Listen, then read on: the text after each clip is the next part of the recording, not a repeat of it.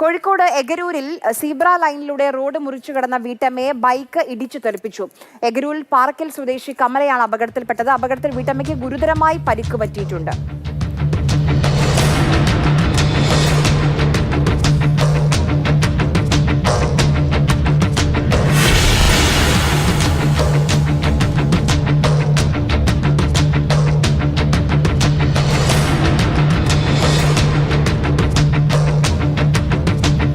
ഷഹീദ് വിവരങ്ങളുമായി ചേരുന്നുണ്ട് കോഴിക്കോട് നിന്ന്. ഷഹീദ്, കൃത്യമായി സീബ്ര ലൈനിലൂടെയാണ് അമ്മ യാത്ര ചെയ്തുകൊണ്ടിരുന്നത്.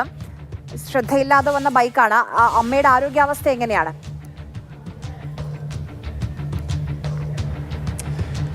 ഹരിയ, സാരമായി പരിക്കേറ്റിട്ടുണ്ട്. തലയ്ക്കും വാരിയിലുമൊക്കെ പരിക്കേറ്റിട്ടുണ്ട്.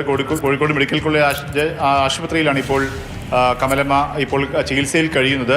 അതായത് ആര് സൂചിപ്പിച്ചതുപോലെ തന്നെ സീബ്ര ലൈൻ കൃത്യമായി നോക്കി ആണ് അവർ റോഡ് മുറിച്ച് കടന്നിരുന്നത്. പക്ഷേ യാത്രക്കാർ അല്ലെങ്കിൽ കാൽനട യാത്രക്കാർ സീബ്ര ലൈൻ നടക്കുമ്പോഴും അത് ശ്രദ്ധിക്കാതെ വാഹനങ്ങൾ പോകുന്നൊരു പതിവ് രീതി നമ്മുടെ കേരളത്തിൽ നമുക്ക് കാണാൻ കഴിഞ്ഞിട്ടുണ്ട്. അത് തന്നെയാണ് ഇവിടെയും സംഭവിച്ചത്. ഒരു ഓട്ടോയും ഒരു ബൈക്കുമൊക്കെ കമലമ്മയെ മറികടന്ന് പോകുന്നുണ്ട്. ഓട്ടോയുടെ അരികു പിടിച്ചു വന്ന മറ്റൊരു ബൈക്കാണ് കമലമ്മയെ ഇടിച്ച് തെറിപ്പിച്ചത്. ആളുകൾ പെട്ടെന്ന് തന്നെ ഓടിക്കൂടിയാണ് ആളുകൾ പെട്ടെന്ന് ആശുപത്രിയിലേക്ക് മാറ്റിയത്.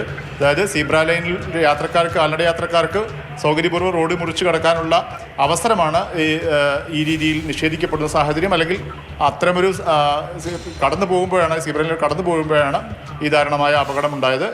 മെഡിക്കൽ കോളേജ് ആശുപത്രിയിൽ ചികിത്സയിലാണ്. ശരി.